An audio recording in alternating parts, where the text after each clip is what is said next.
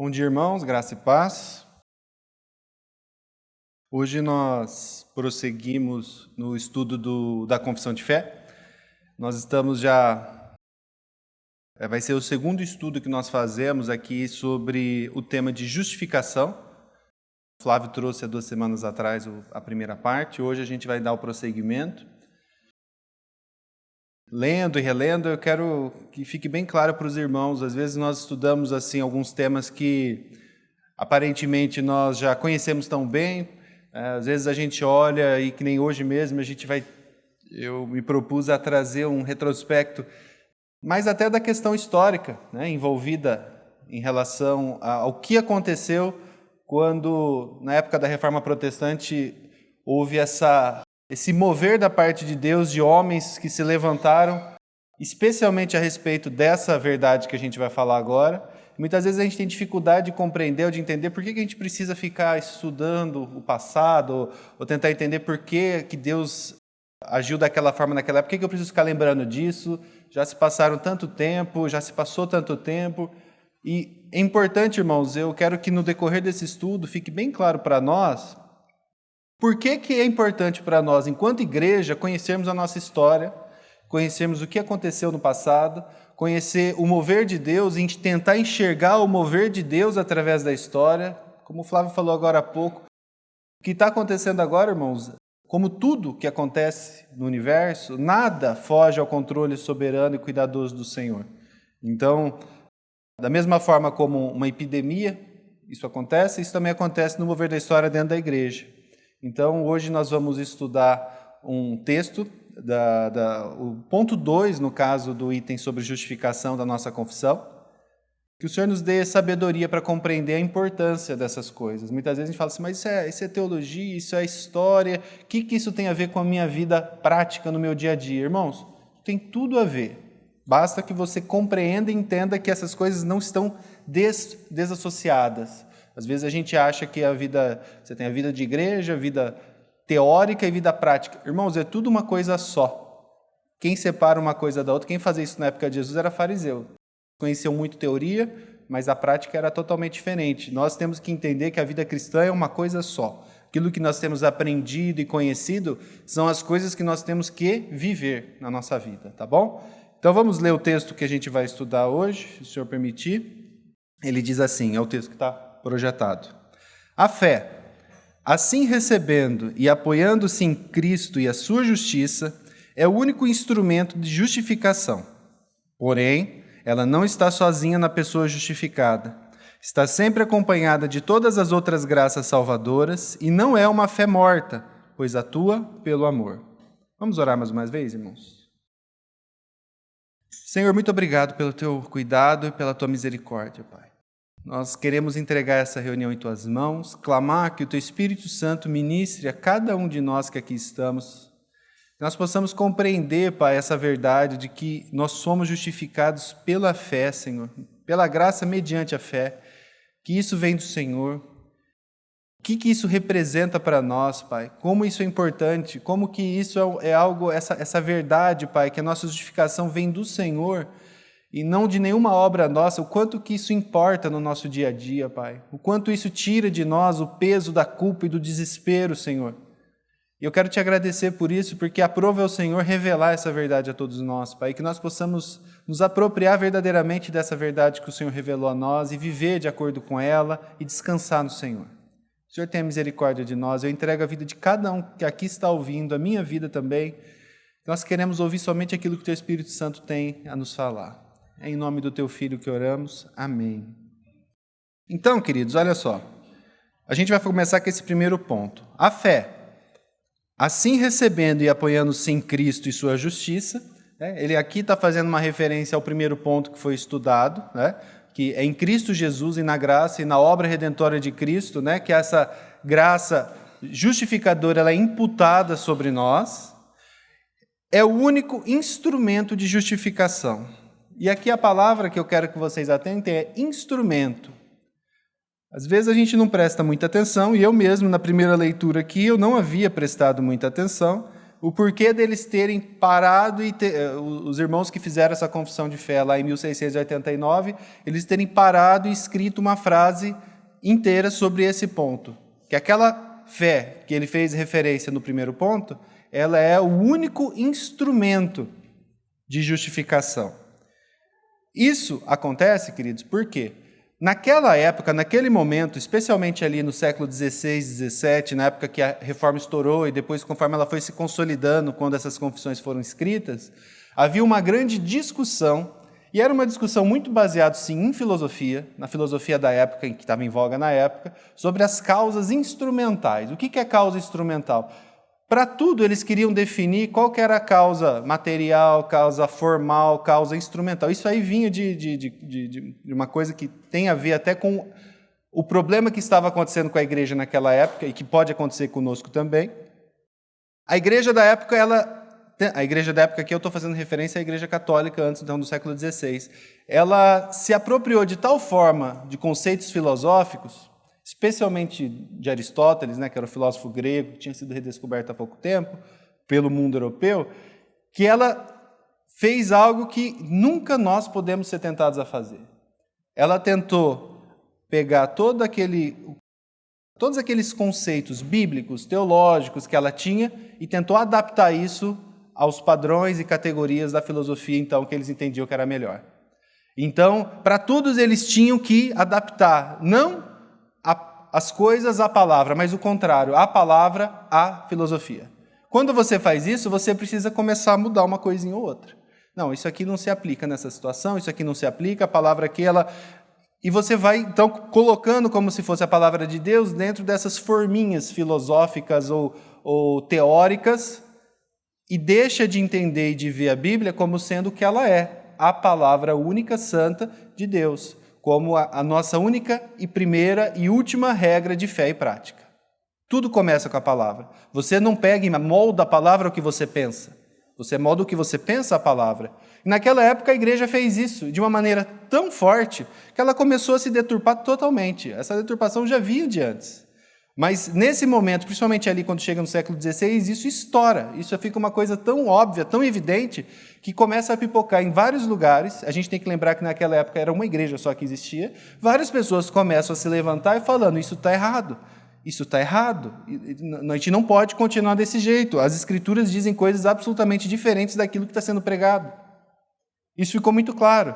E conforme essas pessoas se levantavam, a gente tem que se lembrar que naquela época existia apenas uma igreja, essas pessoas, a maior parte delas, eram sacerdotes, eram padres, eram sacerdotes católicos mesmo que estavam percebendo que tinha alguma coisa errada e que eles queriam mostrar a todos que a igreja precisava voltar para a palavra de Deus.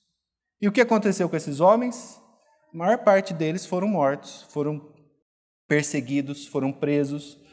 Se a gente for pegar a história dos pré-reformadores, a gente for ficar lembrando, João Hus, que era da República Tcheca, foi morto, queimado vivo.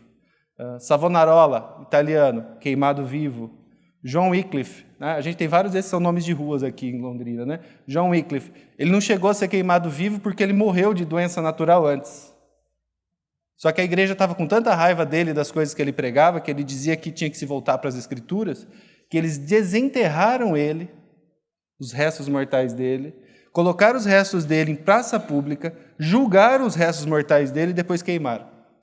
Para vocês verem a ira que repousava sobre aqueles que se levantavam com palavras que iam de encontro àquilo que estava sendo pregado pela igreja na época e que estava fora das Escrituras. Então, um dos pontos, e é esse ponto aqui que o Martinho Lutero, no caso, foi comissionado ali por Deus. Martinho Lutero é um homem igual eu e você, cheio de falhas. Quem for estudar a história, a biografia de Martinho Lutero vai se assustar com o tanto de coisa complicada que ele fez. Mas o Senhor usou o temperamento muito explosivo dele e usou esse jeito todo explosivo dele. O Senhor aprovou o Senhor de usar ele para trazer uma palavra para a igreja naquele momento que era necessária. E qual que foi essa grande revelação, essa grande percepção que Martinho Lutero teve pela palavra de Deus? Foi a questão da justificação. E aqui a gente passa por essa causa instrumental da justificação. A dúvida era a seguinte: Qual é o instrumento que Deus usa para justificar as pessoas? Às vezes a gente acha assim, não, o pessoal, os romanos da época, eles não acreditavam em justificação. Eles acreditavam em justificação. Eles não tinham, porque isso está escrito na Bíblia, eles acreditavam que os homens tinham que ser justificados pela graça de Jesus na cruz. Mas qual era o instrumento que Deus iria utilizar? Como eles precisavam, como eles abandonaram, de certa forma, as Escrituras, né? Abandonaram as Escrituras como única regra de fé e prática e começaram a adaptar a filosofia de homens ali, eles alteraram e começaram a criar outras coisas. Eles começaram a falar de outras motivações, outros instrumentos que não aquele que estava tão claro nas Escrituras, que a gente já disse, é a fé. Qual é o instrumento que Deus usa? A fé. O que eles usavam? E aqui eu quis trazer para os irmãos, né, só para vocês entenderem qual era a posição da época da Igreja Romana. E eu quero que vocês prestem bem atenção nisso, porque isso não é uma coisa que ficou há 500 anos atrás. Isso é algo que tem efeitos ainda hoje para nós. Não só porque nós vivemos num contexto, aqui no Brasil, de maioria católica romana, mas eu queria que vocês olhassem as coisas que eles criam e parassem e olhassem para aquilo que a igreja evangélica, em sua grande maioria, crê nos nossos dias. E a gente pode olhar e ver se isso é algo do passado ou se isso se aplica para as nossas vidas aqui hoje. Qual que era a posição combatida, então? A grande questão era, qual é a causa instrumental? Qual é o instrumento que Deus usa para pegar alguém que estava morto em seus delitos e pecados e fazer esse uma pessoa salva? Qual que é o instrumento? Nós cremos que é a fé. O que eles criam, então?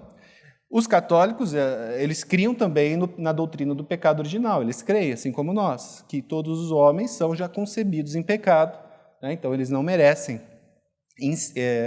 de maneira natural a fé. Não, a salvação. Todos eles nascem em pecado. Todas as pessoas. Só que para eles, o instrumento que Deus usaria para trazer e colocar graça sobre a vida daquela pessoa, então tirar ela do inferno e colocar ela no céu, o primeiro instrumento que ela usaria seria os sacramentos. Qual o sacramento em especial? O primeiro de todos, o batismo. Então, a visão de batismo da Igreja Romana, ela é uma visão bem diferente da nossa. Nós batizamos também, nós cremos que o batismo é um sacramento instituído pelo Senhor Jesus Cristo, mas ele tem uma conotação muito mais de uma demonstração externa de uma realidade interna, vamos dizer, uma profissão pública da sua fé, do que essa condição que eles colocam como tendo uma capacidade de regenerar a pessoa. Para eles, a partir do momento que alguém é batizado, naquele momento o Senhor usa aquele batismo como um instrumento para derramar a sua graça na vida daquela pessoa. Então, no momento que a pessoa é batizada, ela fica zero, ela fica totalmente pura. Morreu ali, na hora do batismo, vai para o céu direto. Não tem problema algum. Porque você foi batizado, naquele momento é infundido em você a graça de Jesus Cristo. Esse seria o primeiro instrumento que a pessoa poderia ser utilizado para poder ser salvo. Esse é o primeiro. A partir do momento que você recebesse o batismo, você ficava zerado e você estava em contato, em comunhão com a graça. E, a partir disso, você tem capacidade para se manter nesse estado de graça. Só que você que vai ter que fazer a força para se manter nesse estado de graça. E se você falhar, e se você cair, se você pecar, e aí eles fazem uma separação entre pecados mortais e pecados veniais, são pecados mais sérios e pecado menos sério, você pecou, perdeu a graça. O pecado mortal ele é tão terrível que ele tem capacidade para apagar essa graça que você recebeu no sacramento do batismo. Então, a partir do momento que você peca, qualquer pecado que eles consideram mortal, você imediatamente está condenado. E se você morrer naquela hora, você vai para o inferno? Sim. Aí você fala assim, mas pecados mortais devem ser coisas absurdas. Sim, os pecados mortais são todo e qualquer pecado que atentem contra os 10 mandamentos. Aí você fala assim, mas então, homicídio é um pecado mortal. E mais? Vamos pegar lá. Roubar, pecado mortal. Não falar o nome de Deus em vão, é pecado mortal? É pecado mortal. Então, blasfêmia. Ai, meu Deus do céu. Pecado mortal. Para eles que interpretam, por exemplo, esse mandamento também como a obrigação de você ir a guardar os dias santos e feriados e ir à missa, você não ir à missa sem um motivo válido é um pecado mortal. Dentro do contexto do não matarás, isso, irmãos, assim, eu pesquisei dos sites católicos mesmo, se vocês quiserem pesquisar em casa, vocês pesquisem. Eu estou falando isso porque, assim, todo mundo que conhece muita gente que é católica e a maior parte, vocês vão falar junto comigo, eles não fazem a menor ideia dessas coisas. A maior parte deles não tem ideia disso. Relativo à questão do não matarás. Não sei se vocês sabem, mas para a Igreja Católica, por exemplo, usar método contraceptivo, camisinha, anticoncepcional, é pecado, e é pecado mortal. Então, assim, qualquer pessoa que faz essas coisas perdeu totalmente a salvação. E ela vai para o inferno por conta desses grandes pecados. São pecados? Alguns deles a gente entende que não, que são interpretações deles, mas os matar, roubar, adulterar, essas coisas, nós cremos que são mesmo. Só que para eles, esses pecados, eles têm a condição de tirar seu estado de graça. E se você cometê-los, você vai para o inferno. Como que eu posso recuperar a minha possibilidade de ir para o céu? No segundo sacramento, porque lá eles creem em 7 sacramentos, né? Nós cremos em 2, o batismo, o batismo e a ceia do Senhor. Eles creem em 7, e um desses 7 chama-se penitência, que é a confissão. Né? A confissão é um meio ordinário, eles às vezes colocam outros meios, como indulgências e tudo mais. Então, se você cometeu um pecado mortal, você perdeu, você caiu da graça. Aí você procura a igreja, confessa o seu pecado à igreja, e a igreja te absolve e pronto, restaurou a sua situação. Aí você pode ir para o céu de novo. E se você pecou de novo, você volta e tenta de novo. E aí vai indo. Ou seja, no final das contas, sempre quando você precisa de salvação, você precisa recorrer a quem? A igreja. Não existe salvação em Cristo em si. Ou alguém te batiza ou alguém te absolve. Sem isso, você vai para o inferno. Não tem como eu crer na minha casa. Não, você vai ter que ir de alguma forma e passar ali por eles. Irmãos, imagina, a maior parte das pessoas não leva a sério Deus. Nem na igreja evangélica e nem lá na igreja católica. Então elas escutam essas coisas e para elas tanto faz como tanto fez. Mas se você for alguém minimamente consciente ou minimamente preocupado com as coisas do Senhor, imagina que você cresce que essas coisas aqui são de fato reais. Como que você acha que você viveria? Espera aí, se eu cometer qualquer pecado, eu perco a salvação. E se não der tempo de eu ir lá? E se eu for lá na igreja, o padre não tiver, eu não puder absolver e acontecer alguma coisa comigo? Agora, pensa agora, época de coronavírus. Esse negócio vai vir e não vai dar tempo, e o desespero, e a gente olha para a vida de homens piedosos, como Lutero, ele era um homem, tinha suas lutas, mas era um homem piedoso, e ele vivia num estado de desespero tal, que ele precisava confessar 2, 3, 4 vezes por dia, de medo. E, Senhor, mas, puxa vida, a hora que eu saí da confissão, eu já pensei que com ira em relação a alguém, pequei, perdi a salvação de novo, volta, por favor, me perdoa. Irmãos, isso é uma coisa assim que é sério, as pessoas... Pensa o grau de desespero que você viveria quando a salvação não está dependendo na obra do sacrifício de Cristo que aconteceu lá na cruz, mas estava dependendo da sua força, da sua capacidade de se manter. É ou não é motivo de você viver com medo o tempo todo? É claro que é. Agora você olha para isso e fala assim, graças a Deus o Senhor levantou homens. Mas eu queria, irmãos, eu comecei a ler, comecei a meditar nisso e comecei a pensar. Vamos lá. Algumas características aqui que a gente vê lá neles e a gente critica tanto. E a gente tem que criticar mesmo porque está errado.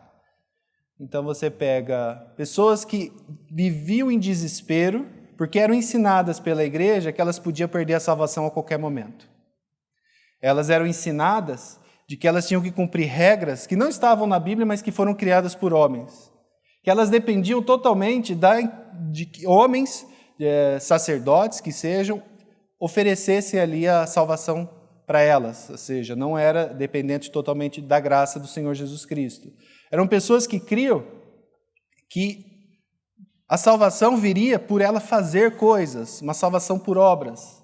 Elas tinham que seguir alguns usos e alguns costumes, e que se elas fossem contra isso, elas perderiam a salvação. Pessoas que eram, por conta dessa grande força política, econômica e tudo que a igreja tinha, né? Chegou na época de Lutero especialmente, essa absolvição que eles ofereciam, chegou a um ponto terrível deles começarem a cobrar dinheiro por isso, que foi a época das indulgências. Existe até hoje, mas sem cobrar dinheiro. Naquela época eles cobravam dinheiro, que foi a coisa que Lutero olhou e falou, não, agora está feio o negócio. Então, uma igreja que condicionava o bem-estar e a salvação dos seus crentes a você dar dinheiro para a igreja. Quando a gente olha para isso, a gente fica assustado, não fica? Fica. Que diferença isso tem da maior parte das igrejas evangélicas dos nossos dias? Homens que ensinam que você precisa dar dinheiro para a igreja, senão você não vai ser abençoado, você não vai para o céu. Homens que ensinam que a salvação é pelas suas obras e pelo seu esforço. Homens que ensinam que a Bíblia não é a palavra do Senhor. A palavra do Senhor é aquilo que eu, que sou o sacerdote aqui da igreja, recebi direto da parte de Deus. Então, esquece a Bíblia, faz o que eu estou falando. Pessoas que ensinam que a salvação é por usos e costumes e obras que a igreja inventa, da cabeça delas, não sei de onde, mas vai inventando. Que diferença isso tem com a igreja da nossa época, irmãos? Eu fiquei pensando nisso, se Martinho Lutero pudesse voltar aqui e entrar por amostragem em 50 igrejas aqui de Londrina que se diz evangélica, o que vocês acham que ia acontecer? Assim, precisa de uma outra reforma. Precisa de uma outra reforma. Porque o grande erro da Igreja Católica é o mesmo erro da maior parte das igrejas evangélicas de hoje. Sabe qual que é o primeiro erro, o primeiro de todos? É isso aqui. É você abandonar a Bíblia como a sua única fé de regra em prática. A hora que você tirar a Bíblia como a única regra de fé e prática sua, da sua igreja, da sua casa, da sua família, é questão de tempo. Você pode até continuar bem por um tempo, mas vai chegar uma hora que você vai desviar para cá, desviar para lá, vai desviar aqui, vai desviar ali, porque você não tem base. Não tem base, você vai andando à toa. É que nem você sair de viagem para um lugar que você não sabe o caminho. Eu vou sair daqui, eu vou até Recife agora, de carro. Você sabe o caminho? Não, eu não sei. Eu vou sem mapa, porque eu consigo, eu vou sozinho. Eu posso até ir acertando aqui no começo. Mais ou menos eu vou indo, né? Mas vai chegar uma hora que eu vou me perder. É natural. Então, eu estava lendo isso, eu ia passar bem rapidamente sobre isso, mas isso aqui mexeu muito comigo, irmãos. Eu acho que a gente tem que ficar muito claro para nós o perigo que é quando a gente tira a palavra de Deus como a nossa única regra de fé e prática. Porque a maior parte das igrejas evangélicas hoje, elas estão se perdendo por conta disso. Elas estão se baseando em palavras de homens, palavras proféticas, que ninguém confere com a palavra de Deus, que é da cabeça de gente e que dá poder para muita gente, mas que traz peso e desespero para os crentes que estão ali. Então a gente tem que ficar atento em relação a isso. E qual que era a posição, então, de protestante? A posição que Lutero teve essa revelação da parte do Senhor e que falou, não, chegou num ponto que não dá mais. Chegou num ponto que a gente não pode continuar assim. Nós precisamos mudar alguma coisa. E a intenção dele era o quê? Descobrir. Eu li a Bíblia e entendi aquilo que o Senhor quer. Igreja, está aqui, olha só, eu quero deixar claro, a gente precisa mudar, a gente precisa reformar. Quem aqui já teve a oportunidade de perceber que existia algo errado onde estava e já tentou, principalmente igrejas, e tentou levar, olha, irmãos, a gente está indo para um caminho errado, olha aqui, a Bíblia diz isso. Vocês já sabem mais ou menos o que aconteceu com vocês, é o que aconteceu com Lutero. Saiam daqui, ou a gente te mata. Basicamente é isso, perseguição. Porque você não vai mexer com os meus privilégios, vai mexer com a minha vida. Não, isso aí não. Então foi isso que aconteceu. Quando Lutero, então, ele começa a ler e compreender a Bíblia, e o Senhor, da parte do Senhor, então, ali, o Espírito Santo, revela ele, deixa muito claro para ele. E a revelação não é uma revelação da cabeça de ninguém, não. A revelação foi as Escrituras. Quando Lutero lê a carta de Romanos, quando Lutero lê a carta de Gálatas, especialmente Gálatas, que é a palavra, que é um dos livros da Bíblia que mais deixa claro que a justificação pela graça mediante a fé somente, ele tem pensa aquele desespero que ele vivia antes, e de repente ele descobre que o fundamento da fé dele estava onde? Em Cristo, e ele não precisava ficar pedindo perdão, no sentido de ficar se confessando com o padre 10 vezes por dia. Aquilo foi como se um peso enorme saísse das costas dele, né? E ele quis revelar isso para todos, né? Quando a gente vai para texto, eu quero pedir para vocês abrir então a palavra do Senhor lá em Romanos 3, 28. Então, só para, enquanto vocês estão abrindo aí, né, em relação à visão então da época, a visão católica, né? Qual que é o meio instrumental da salvação para eles? Batismo, os sacramentos, né? O batismo e a penitência. Como que eu chego à perfeição ou à possibilidade de ir para o céu? Batismo e penitência. É lógico, gente, que eu estou sendo bem genérico aqui. Tem vários outros detalhezinhos, né? Mas eu não vou entrar em todos eles. E a nossa posição, no caso, aí que todo mundo já abriu Romanos 3:28, depois a gente vai ler. A justificação pela graça mediante a fé, olha só o que Lutero disse, essa frase dele ficou muito famosa. Era o artigo pelo qual a igreja ficaria de pé ou cairia. Então, para ele foi a gota d'água. A hora que a igreja começou a cobrar dinheiro para as pessoas serem salvas, porque precisava de dinheiro, a gente falou, não dá, está totalmente à parte. Ainda que eu corra risco de ser morto, e ele correu. Quem conheceu a história de Lutero sabe, ele precisou ficar escondido, ele precisou mudar de nome, ele precisou deixar a barba crescer para as pessoas não reconhecessem ele. Ele se colocou em várias situações em que ele poderia ali, se alguém falasse, mata, ele seria morto, né? O fato é que essas verdades aqui, essa verdade especialmente, foi algo que ele entendeu que valeria a pena lutar. Para nós, então, para ele, ali a percepção dele, qual era a causa instrumental da justificação? A fé. Qual é o instrumento que Deus usa para te salvar? Fé. A fé é nossa? Eu que tenho fé, no sentido, a fé é uma obra minha? Não. Quem que te dá fé? Deus. A partir do momento que ele te regenera, ele mesmo te capacita com a possibilidade de ter fé. E de onde que eles tiram essa verdade que é totalmente na contramão do mundo, né? Que inclusive trazendo risco de vida para aqueles que professassem? Como eu já disse, tantos homens que morreram nesse meio tempo. Da palavra.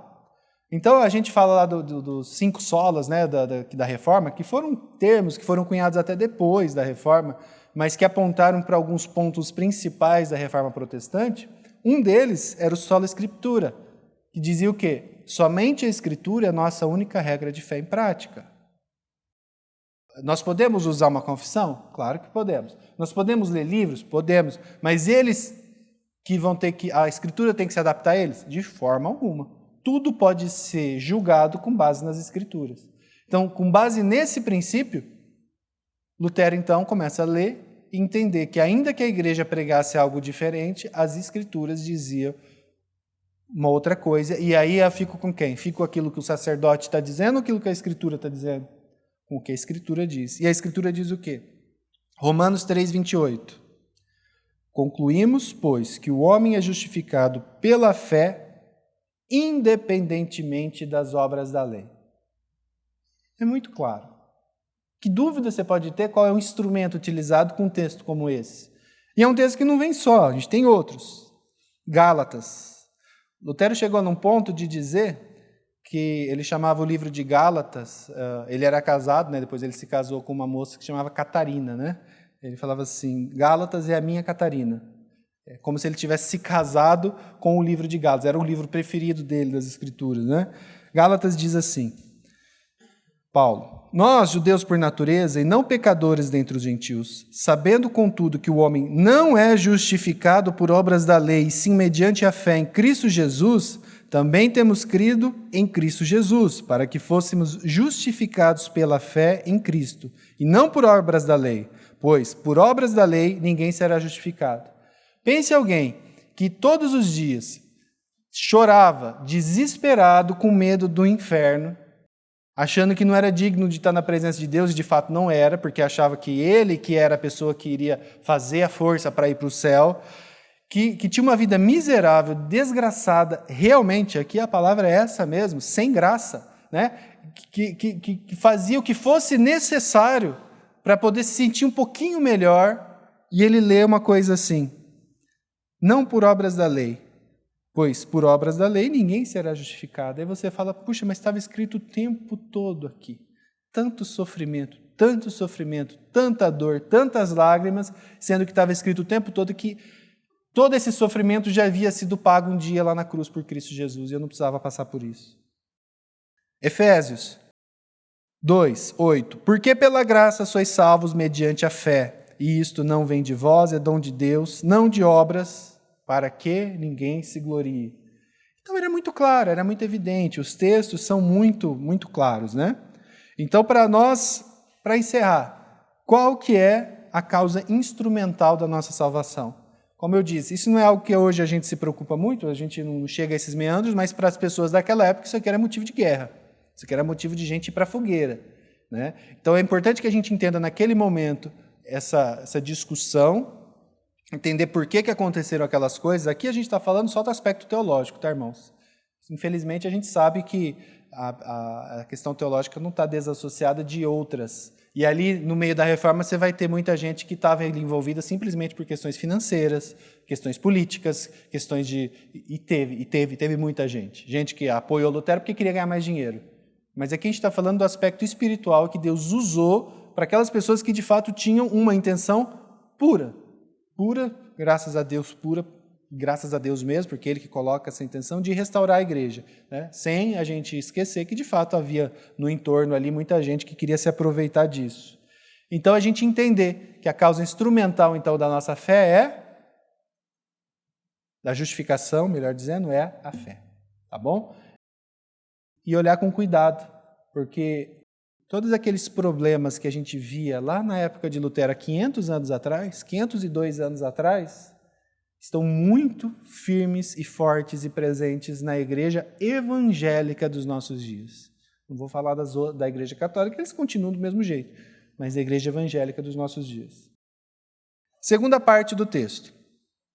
Porém, ela quem? A fé, não está sozinha na pessoa justificada. Está sempre acompanhada de todas as outras graças salvadoras, e não é uma fé morta, pois atua pelo amor. Aqui, por que ele fala de fé morta? O que os irmãos que fizeram a confissão eles querem dizer aqui? Eles estão lembrando-se especialmente desse texto aqui de Tiago 2,26. Porque assim como o corpo sem espírito é morto, assim também a fé sem obras é morta. Esse texto, irmão, essa contradição, e aqui contradição eu digo que ela é aparente no sentido de você der uma leitura rápida, aparentemente você vai falar, não, é contraditório. Você acabou de falar que a salvação é somente pela fé sem obras, esse texto fala que a fé sem obras é morta. Irmãos, não há contradição alguma aqui.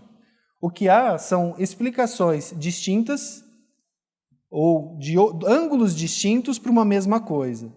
Paulo está falando sobre qual é o meio instrumental da salvação sua. Qual é o instrumento que Deus usa para te salvar? Fé. Fé. Ah, mas eu preciso fazer mais alguma coisa? Não. Você é salvo pela fé. Ponto. Acabou. A salvação é pela fé. É só isso. Tiago, basicamente, está fazendo, sabe o quê? Ele está explicando que tipo de fé é essa que Paulo havia feito referência. Ah, tá, me explica então, o que é essa fé? Aí Tiago ele vem e vai tentar não, né? Ele vai explicar de uma maneira clara o que se espera dessa fé. Seria como se eu falasse assim, você precisa tomar suco de limão. E o outro vem e fala, suco de limão é feito com água, açúcar e limão, você espreme, bate. Eles estão falando de coisas diferentes? Não. Um está falando um ponto, a salvação é pela fé, e o outro está explicando que tipo de fé é essa que se espera daquele que efetivamente creu no Senhor Jesus e creu no Evangelho. Porque isso não é algo novo. Naquela época, e Paulo já falou isso lá nos escritos dele, haveriam pessoas que quando escutassem essa verdade de que a salvação era pela fé e não por obras, diriam assim, então eu vou viver de qualquer jeito. Sempre ia ter esse espertinho. Não era segredo, o Espírito Santo deixou isso escrito lá na palavra. E essas pessoas existiam e sempre existiram. Tiago vem até na contramão disso, deixando bem claro que tipo de fé que se espera daqueles que dizem crer no Senhor Jesus Cristo. Olha esse texto aqui do irmão Sproul. Lutero disse que o tipo de fé que justifica é fides viva, e aqui ele está usando em latim, né? Uma fé viva.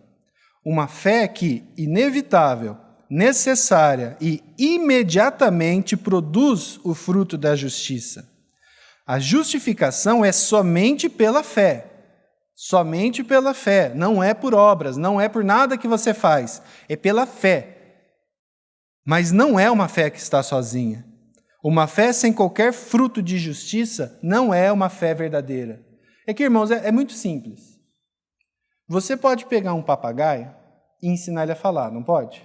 Você pode chegar um papagaio e ensinar o papagaio e falar assim, vamos repetir todo dia aqui. A salvação é pela graça, mediante a fé, e eu creio em Jesus Cristo como meu Senhor e Salvador. O papagaio consegue aprender a falar isso? Consegue. Muita gente dentro da igreja consegue falar isso também. Muita gente consegue repetir isso. E aí, quando você vai exortar, o irmão John Piper ele conta uma história que eu acho muito interessante, vou fazer aqui um pequeno adendo, só para que isso fique bem claro. Eu já contei isso e alguns irmãos já viram isso também, de uma senhora que havia adulterado e que ela havia traído o esposo dela e o esposo não sabia, e ela procura o pastor. Pastor, eu adulterei, eu pequei, mas assim, eu não quero mudar, eu não quero terminar a minha relação com a outra pessoa e eu queria continuar, porque assim... Quero deixar bem claro, pastor, eu creio na salvação pela graça mediante a fé e eu tenho tanta certeza na graça justificadora de Cristo que eu estou em paz, mesmo vivendo em adultério. E aí o irmão John Piper disse para ela assim, você vai para o inferno. Falou, não, pastor, eu aprendi aqui nessa igreja que a justificação é pela fé e eu tenho fé. Irmã, se você tivesse fé verdadeira, você nunca diria o que você acabou de dizer. Vocês entendem a diferença? O irmão John Piper disse que a salvação é pelas obras? Não. Ele manteve, a salvação é pela fé. Mas, que tipo de fé? Uma fé que aceita, por exemplo, viver no pecado e não quer alterar nada porque eu me sinto totalmente tranquilo? Não é esse tipo de fé. Isso não é fé. Isso é uma frase que você decorou, porque você aprendeu, e você fica repetindo e se enganando. Uma outra ilustração aqui para os irmãos pensarem. Pensa assim numa estrada. E nessa estrada tem um monte de gente andando. E elas não conseguem olhar para trás. E eu estou do lado de fora, e eu estou vendo essas pessoas andando. De repente eu olho lá em cima, lá no alto da estrada, e eu vejo que tem uma carreta enorme vindo, uma carreta muito grande, que ela toma a estrada inteira e que ela vai matar todo mundo. Então eu vou para aquelas pessoas e grito, falo assim, gente... Uma destruição iminente está próxima. Lembra do Salmo 124? Né? A gente falou da destruição iminente. Se vocês continuarem no caminho que vocês estão, vocês serão mortos, porque um caminhão está vindo e ele vai matar todo mundo. Acreditem em mim, tenham fé em mim. O que eu estou dizendo é verdade. Se vocês creem em mim, saiam daí. Aquelas pessoas, então, elas precisavam, primeira coisa de tudo, fazer o quê? Ter fé. Ter fé no que eu falei. Será que é verdade? Irmãos, aqui é só uma ilustração, tá? Eu não estou fazendo... Aqui é uma pessoa que a pessoa, né, não é pelo Espírito Santo que elas vão ter revelação, como é o nosso caso, né? Só para ficar bem claro. Dentro daquelas pessoas, três grupos surgem. O primeiro grupo olha para mim e fala assim, não acredito em você. Isso é besteira, você não sabe o que você está falando. E continua no caminho deles. Esses daí vão ser atropelados mesmo pela destruição que vem. O segundo grupo vai falar assim, sério mesmo? Não, eu acredito, eu tenho fé na palavra do Danilo. E o que ele faz? Se é verdade que tem um caminhão vindo correndo a 100 por hora, o que eu faço? Saiu correndo na hora. E o terceiro grupo? O terceiro grupo, ele olhou para mim e falou assim, olha, eu acredito em você, viu? A destruição iminente, ela vem. Mas continuou caminhando naquele caminho. E vai, como se nada tivesse acontecendo. O irmão Nicodemos, ele até escreveu um livro que ele chamou de O Ateísmo Cristão. São pessoas que vivem como se Deus não existisse dentro da igreja. Essa fé que é falada da boca para fora, mas que não tem realidade espiritual, é essa fé que eles estão falando aqui, que Tiago fala de maneira muito clara. Ele não está sendo contraditório com Paulo, ele simplesmente está explicando. Sabe quem que tem muita luta com esses textos? Gente que quer... É aquele cara que lá em Romanos falou para Paulo assim, então, se é pela fé, então eu vou pecar mais. É para essas pessoas. A maior parte das pessoas não tem problema com isso aqui. Elas têm isso de uma maneira muito clara já, né? Não há contradição, mas complementação. E eu gostei muito dessa frase desse irmão aqui. Ele diz sobre Paulo e Tiago, né? Eles não são inimigos enfrentando-se em duelo com espadas. Eles estão de costas, um com o outro, enfrentando inimigos diferentes do Evangelho. Achei muito bonito aqui, porque eles estão falando de coisas distintas. Pensa nisso numa guerra. Ele está lutando com um, eu estou lutando com o outro. Um estava dizendo que a salvação era por obras. Paulo está lutando contra esse. O outro estava dizendo que essa salvação, que é pela fé, então, eu aceito o que Paulo diz, significa que eu posso fazer o que eu quiser da minha vida. Que eu não preciso, que eu posso pecar à vontade. Ambos estão lutando com pessoas distintas ali, né? A verdadeira fé não é uma frase decorada, como eu disse, usada para justificar o seu amor pelo pecado, né? Ela sempre vai implicar em mudança de vida. E é isso que o texto ali diz. Porque ela é recebida em conjunto com todas as graças salvadoras. E as graças salvadoras não são outras graças. A graça é Cristo morto na cruz, cuja justiça, então, é imputada a nós. Mas isso vem junto com o quê? Senso de arrependimento, senso de adoção. Você para de ter medo de Deus, como Lutero tinha, por exemplo, né? Esse acesso ao Pai, esse senso de paternidade, são essas coisas que vêm junto. Elas vêm perfeitas? Não. No sentido assim, eu vou experimentar de forma perfeita tudo isso? Você nunca vai experimentar isso enquanto você estiver aqui com esse corpo pecaminoso. Mas dia a dia, isso é santificação, dia a dia você vai experimentando mais, e aquele ódio pelo pecado vai aumentando, e o desejo de fazer as coisas do Senhor vai aumentando, e a gente vai crescendo, na medida que o Senhor aprovê a nós, tá bom? Então isso faz parte também. Boas obras, esse texto de Lutero é muito bonito, porque tem muita gente que acha, Lutero é só pela fé, né? Presta atenção no texto de Lutero, porque ele também entendia o perigo de quem poderia, como o Espírito Santo lá com Paulo, agora Lutero aqui também sabia que sempre ia ter o engraçadinho que ia falar, posso fazer o que eu quiser agora. Boas obras não serão levadas em consideração no que concerne a justificação. Ponto. Não é porque você fez nada, não é por causa do dinheiro que você deu, não é por causa de nada disso. É fé, só fé. Mas a fé verdadeira não conseguirá deixar de produzi-las tanto quanto o sol não pode cessar de dar a sua luz. Vocês entendem isso? Agora, essas palavras, então, o que elas têm a ver conosco? Né? E aí ele vai fazer uma outra referência, né, o texto aqui da confissão. Né? Ela não está sozinha na pessoa justificada, está sempre acompanhada de todas as outras graças salvadoras. E agora a gente vai ver esse último ponto. E não é uma fé morta, pois ela atua pelo amor. Então é pela graça, mediante a fé. Essa fé não está só, essa fé implica em dizer que eu tenho que eu vou continuar obedecendo ao Senhor, não porque essa obediência vai me levar para o céu, não.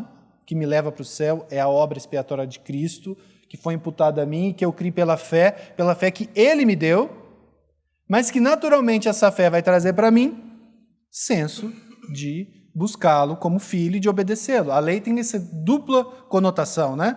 Ela me mostra quão pecador eu sou e depois que eu creio no Senhor Jesus, ela me ensina como eu devo viver, a maneira como Ele quer que eu viva. Então vamos lá. E ele falou do amor. De que forma experimentamos essa fé viva que Tiago fez referência? Ela atua pelo amor. Qual é o maior termômetro, irmão, de que você compreendeu o que é essa fé viva? É a quantidade de livros teológicos que você lê?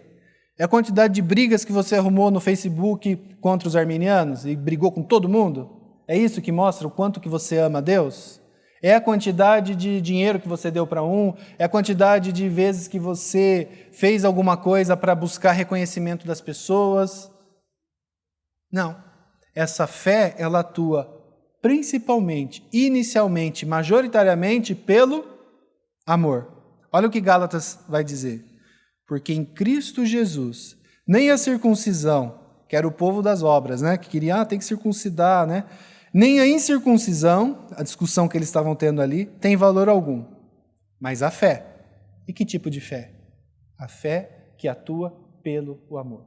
Se tem um termômetro para que você olhe para a sua vida e veja se você está, de fato, se essa fé viva é real e não é uma frase de para-choque, tá? Porque as pessoas daqui podem estar enganadas, você pode estar enganado. E é a hora de a gente se colocar diante do Senhor e usar essas verdades não para julgar o próximo, mas para julgar a si mesmo. É pelo amor. A fé atua pelo amor. Como que o amor tem se mostrado na sua vida? E aqui tem um texto de João, primeira carta de João. Quem puder abrir aí, pode abrir, enquanto eu vou lendo outro texto. 1 João, capítulo 4. Que para mim, assim, ele deixa tão claro, mas tão claro a maneira como esse amor se desenvolve e o porquê ele tem que se desenvolver em nossas vidas, Que não tem como a gente mentir, irmãos, não tem como a gente fingir, não tem como a gente ficar fazendo justificativas aqui e ali. Depois a gente vai ler ali o texto. Antes eu quero ler esse texto desse irmão. Ó. A fé salvadora sempre será ativa em amor.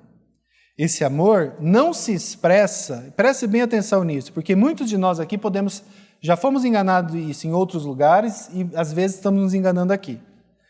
Esse amor não se expressa em deveres religiosos a fim de ganhar méritos diante de Deus. Quantos de nós achamos que a gente precisa vir à igreja para ganhar um pontinho a mais? Que a gente precisa fazer isso, fazer aquilo para ganhar um pontinho a mais, um pontinho a mais? Não é por isso, irmão. Você não precisa disso. Não se expressa em deveres religiosos a fim de ganhar méritos diante de Deus, mas no serviço prático ao próximo. Somos libertos do peso da autojustificação, exatamente para quê? Para servir uns aos outros em amor. O amor, então, é esse grande termômetro. Não é o que você faz. Fazer coisas para os outros, praticar boas obras, não necessariamente tem uma conotação correta. Se você for pegar, por exemplo, um político bem populista, daquele bem populista mesmo, aquele um que pega dinheiro público, compra a cesta básica e distribui para todo mundo, porque ele quer voto. Então, de 4 em 4 anos, ele compra dentadura, ele compra a cesta básica, ele distribui para milhares de pessoas. Irmãos, esse político, ele tem muito mais obras do que eu e você vamos ter a vida inteira. Essas boas obras o levam para algum lugar? Elas foram feitas por amor? Não. Aquelas pessoas que receberam, elas receberam algo que é bom? Receberam. Eles precisavam de comida e receberam comida. Só que eu digo, pensa no político, a motivação dele era boa? Era por amor? Era por amor próprio, né, dele mesmo, né? Ele queria ser eleito mais uma vez. Para que fique bem claro isso para nós. E João vai dizer o seguinte, 1 João 4,7. A gente leu esse texto na terça-feira de manhã aqui. Eu gostei muito, fiquei lendo. A hora que eu fui preparar esse estudo, eu voltei para esse texto. João vai dizer assim, amados, e repare, João ele vai escrevendo como se fosse um círculo, ele vai e volta, ele repete, mas para que fique bem claro.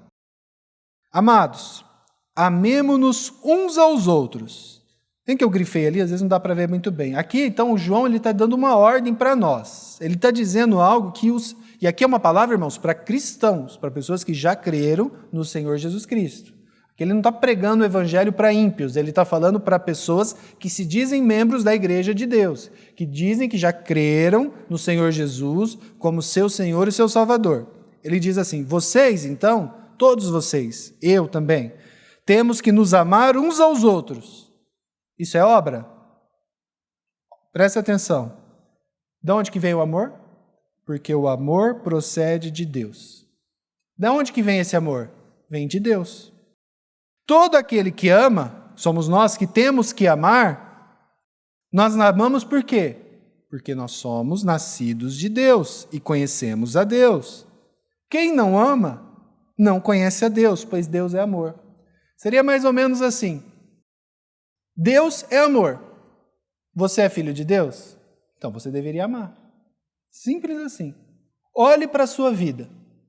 Você experimenta algum amor prático pelos próximos e por Deus em primeiro lugar e pelo próximo? Se isso não está acontecendo, se você vem à igreja, toma ceia, participa, lê livro, briga por conta de teologia, faz escambau, faz tudo isso, mas você não ama o próximo, aqui é o momento que você tem que olhar e se colocar diante do Senhor em arrependimento e pedir. Falar, Senhor, eu reconheço na minha vida que eu não amo o próximo. Até mesmo uma exortação, irmãos. Eu não estou falando que é errado brigar. Brigar não, é discutir por questão teológica errada. Mas qual que tem que ser a minha motivação? Se eu percebo que o irmão, eu que conheço como irmão, uma pessoa que é filho de Deus, assim como eu sou, está no caminho do engano, qual que tem que ser a minha motivação para exortá-lo? O amor. Porque eu não quero que ele erre, eu não quero que ele se perca, eu não quero que ele vá para um caminho errado. Então a minha motivação tem que ser por amor. E aí eu vou orar e falar, Senhor, me dê capacidade, discernimento para levar a palavra, porque eu não quero ver o meu irmão perdido. Isso é uma motivação correta para você exortar um irmão que está no caminho errado. Agora, vou lá, vou esfregar a palavra na cara dele para ver o que ele vai passar. Isso não é motivação correta, por mais que você fale coisas certas. E a gente faz muito isso. A gente faz muito mais para mostrar como a gente sabe, como a gente é inteligente, como a gente é capaz, do que por amor. Você vai pregar o evangelho, É certo pregar o evangelho ou é errado? É certo. Qual que tem que ser a minha motivação para pregar o evangelho? Por amor. Aí a pessoa rejeita o evangelho e você fala, vai para o inferno então. Isso é motivação, irmão? Isso mostra qual que é a nossa motivação. Isso é proselitismo. Ou você vem para o meu lado, aí eu gosto do seu. Ou você não, você vai para o inferno. Isso não é. A gente tem que evangelizar. O dia que a gente aprender a evangelizar por amor ao perdido, a gente vai saber evangelizar. A gente vai saber. Sabendo que é o Senhor que vai convertê-los, mas a gente vai ter a motivação correta para evangelizar. Né? Então aqui o texto ele é tão claro, ele é tão evidente, ele é tão claro. Olha só, o amor procede de Deus. Quem ama é nascido de Deus. Se você não ama, pensa numa tomada. A tomada está funcionando, perfeita, está saindo energia de lá. Pensa agora que você precisa ligar uma lâmpada. Aí você pega uma extensão, coloca a extensão lá, coloca a extensão na lâmpada. A lâmpada não está funcionando.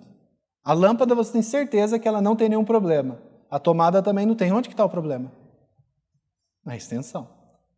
Às vezes ela tem cara de extensão, parece uma extensão, mas na realidade ela não está na tomada. Só tem aparência.